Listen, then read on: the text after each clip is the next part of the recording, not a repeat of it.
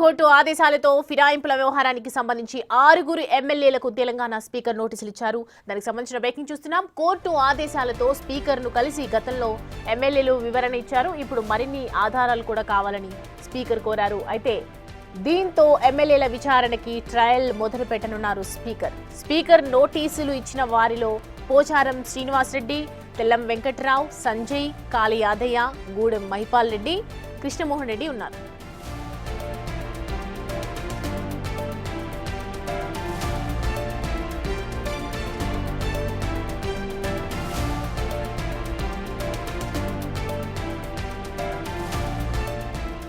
ఏదైతే సుప్రీంకోర్టు ఇచ్చినటువంటి ఆదేశాల ప్రకారం ఫిరాయింపుల వ్యవహారానికి సంబంధించి మొత్తం కూడా 6 ఎమ్మెల్యేలకు ఇటు తెలంగాణ స్పీకర్ నోటీసులు ఇవ్వడం జరిగింది. కోర్టు ఆదేశాలు ఎప్పుడైతే తీసుకున్నారో దాని తర్వాత స్పీకర్ను కలిసి గతంలో ఎమ్మెల్యేలు వివరణ కూడా ఇచ్చారు. మరి ఇప్పుడు మరిన్ని ఆధారాలు కావాలని ఒకవైపు స్పీకర్ కోరుతూ ఉన్నారు. అయితే దీంతో ఎమ్మెల్యేల విచారణకి ట్రయల్ మొదలు పెట్టబోతున్నారు స్పీకర్ నోటీసులు ఇచ్చినటువంటి వారిలో ఇటు చూసుకుంటే పోచారం శ్రీనివాసరెడ్డి, అలాగే తెల్లం వెంకట్రావు, సంజయ్, కాళయాదయ్య, గూడెం మైపాల్ రెడ్డి, కృష్ణమోహన్ రెడ్డి ఉన్నారు.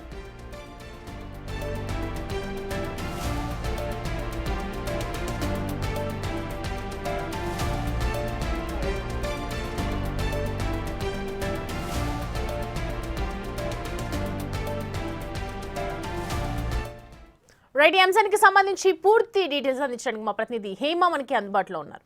హేమ, ఎమ్మెల్యేలకు సంబంధించి వివరణ కావాలని కోరుతూ ఉన్నారు. మరి ఏ రకంగా ముందుకెళ్లే అవకాశాలు కనిపిస్తూ ఉన్నాయి? అసలు ఏం జరగబోతోంది విచారణలో?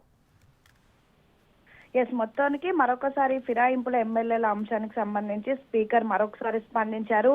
రీసెంట్ గా చూసుకున్నట్టయితే సుప్రీంకోర్టు ఇచ్చినటువంటి ఆర్డర్ ప్రకారం కాంగ్రెస్ ఎమ్మెల్యేలకు నోటీసులు జారీ చేశారు. అందులో మొత్తం 8 మంది ఎమ్మెల్యేలు స్పీకర్ ఇచ్చినటువంటి నోటీసులకు వివరణ ఇచ్చారు. అనంతరం కాంగ్రెస్ ఎవరైతే 10 మంది ఫిరాయింపుల ఎమ్మెల్యేలు ఉన్నారో వాళ్ళు ఇచ్చినటువంటి వివరణను సవాల్ చేస్తూ మరొకసారి బీఆర్ఎస్ ఎమ్మెల్యేలంతా కూడా కలిసి ఎవరైతే పిటిషన్ వేసినటువంటి వాళ్ళు ఉన్నారో వాళ్ళు దానికి రిప్లై ఇచ్చినటువంటి పరిస్థితి. అయితే ఫిరాయింపుల ఎమ్మెల్యేలు ఇచ్చినటువంటి నోటీసులో వాళ్ళు మెన్షన్ చేసింది ఏంటంటే వాళ్ళు ఇంకా బీఆర్ఎస్ పార్టీలోనే ఉన్నామని, కేవలం ముఖ్యమంత్రి రేవంత్ రెడ్డి తప్పినటువంటిది కాంగ్రెస్ కండువా కాదు, అది ఒక 3 రంగుల కలర్ ఉన్నటువంటి జెండా రంగులో ఉన్నటువంటి కండువా మాత్రమే అంటూ కూడా చెప్పుకొచ్చారు. సో ఈ నేపథ్యంలో దానికి సంబంధించి మొన్న జగదీశ్వర్ రెడ్డి కానివ్వండి, కేపీ వివేక్ కానివ్వండి, ఇతర ఎమ్మెల్యేలు బీఆర్ఎస్ ఎమ్మెల్యేలు వచ్చి స్పీకర్ లేకపోతే అక్కడ ఉన్నటువంటి కార్యదర్శికి రిప్లై ఇచ్చినటువంటి పరిస్థితి. రిప్లైలో మెన్షన్ చేసింది ఏంటంటే ఒకవేళ కాంగ్రెస్ పార్టీలో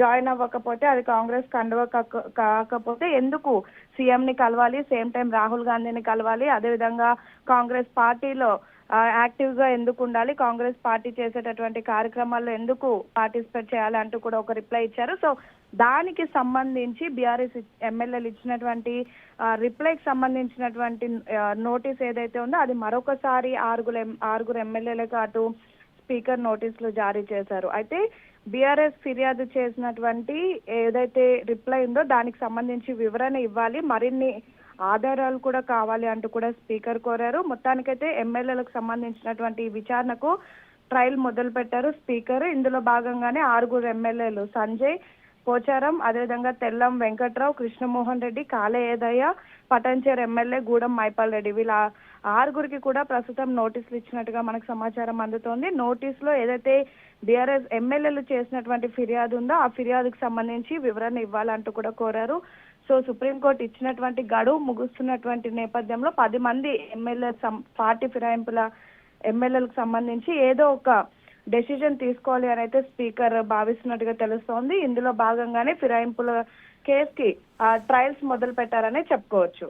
అయితే మరిన్ని ఆధారాలు కావాలని చెప్తూ ఉన్నారు. అంటే ఇప్పటివరకు ఇచ్చినటువంటి ఆధారాలు చూసుకుంటే ఇవి సరిపోవు, ఇంకా ఆధారాలు కావాలని చెప్తున్నారు. అంటే ఏ రకంగా ముందుకెళ్తారనుకోవచ్చు ఏమో?